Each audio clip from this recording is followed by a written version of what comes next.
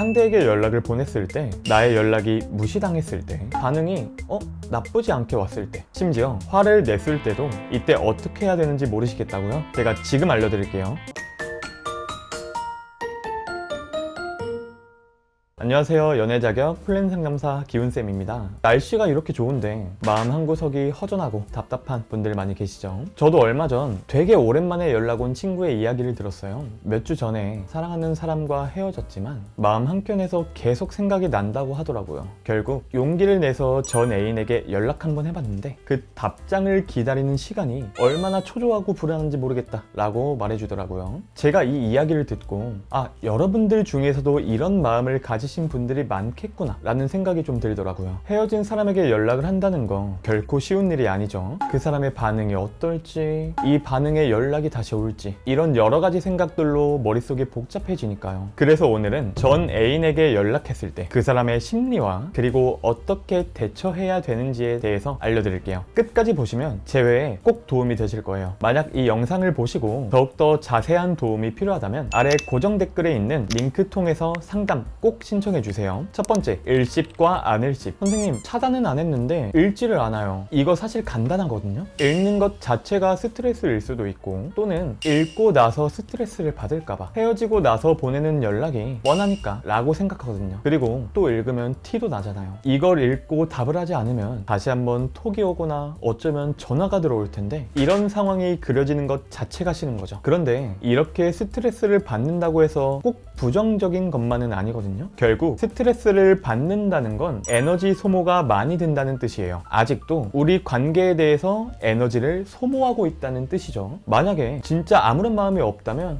그래 하고 외려 단답으로 들어오거든요. 근데 아직도 우리 관계에 쏟는 에너지에 대한 소모가 크니까, 즉 신경이 쓰일 것 같으니까 외면을 하는 거예요. 읽씹은 읽고 안 읽고의 차이라고 보시면 돼요. 내가 연락을 받다는 걸 상대방이 아느냐 모르느냐, 상대가 아는 게 두렵냐 안 두렵냐 이 차이인 거죠. 혹은 답장을 하지 않는 게 항의 행동이나 으름장일 가능성도 있고요. 네가 무슨 말을 보내도 답 안 할 거니까 보내지 마, 이런 마음과 같이요. 혹은 답장을 해버리면 내가 흔들릴 것 같으니까 답장을 하지 않는 분들도 계세요. 막상 답장을 하고 대화가 더 이어지면 내 마음이 흔들릴 것 같으니까 사전에 그 행동을 차단하는 거죠. 자, 지금 이러한 다양한 상황에서 나의 이야기에 대한 분석이 필요하시다면 고정 댓글 링크 통해서 자신의 상황을 자세히 적어주세요. 그 상황 분석 같이 도와드릴게요. 두 번째, 긍정적인 반응. 사실 우리가 가장 바라는 반응이기도 하죠. 잘 지냈어? 오랜만이네. 종종 네 생각이 좀 났어 라는 말들. 이런 분들은 보통 홧김에 헤어진 분들이 많으세요. 후회하고 있었는데 막상 딱 연락이 먼저 오면 굉장히 고맙겠죠. 하지만 내 연락을 기다리던 와중이라서 무조건 긍정적으로 반응한 거, 혹은 긍정적으로 반응할 거라는 생각은 안 하시는 게 좋습니다. 우리 그걸 잘 모르니까 지금 불안한 거잖아요. 만약에 그 사람이 나의 연락을 기다리고 있었다고 쳐요. 그래도 우리가 처음에 이별한 건 사실 현실적인 문제가 있어서잖아요. 우리의 정확한 이별 원인 알고 계신가요? 갑자기 헤어졌든 지금 감정이 남아서 후회하고 있든 결국 우리는 헤어진 이유가 있기 때문에 헤어진 거예요. 이 부분부터 잡고 가야 우리 다시 또 헤어지지 않겠죠. 이런 부분들을 준비하지 않고 그냥 기분에 취해서 한번 얼굴 보고 이야기해보자 라고 보내면 그 사람이 그냥 보자고 할까요? 자,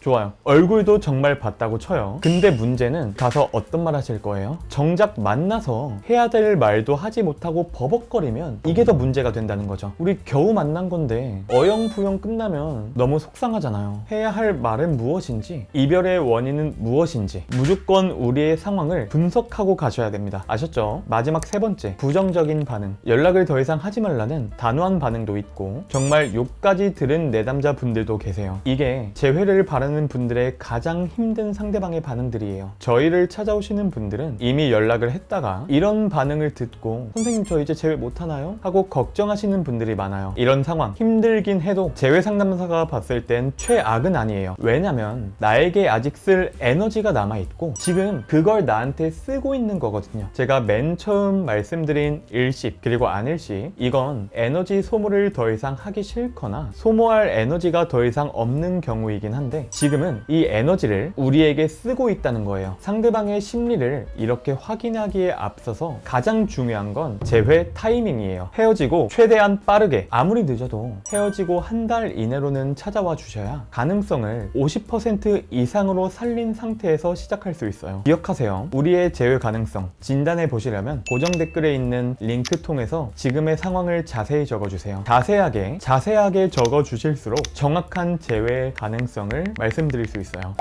자, 오늘 이렇게 이별 후에 연락받은 사람의 반응과 심리 핵심만 다뤄봤거든요. 도움이 되셨다면 구독, 좋아요, 댓글과 알림 설정까지 꼭 잊지 말아 주시고, 그럼 여러분의 행복한 연애와 결혼 생활 진심으로 응원하겠습니다. 안녕.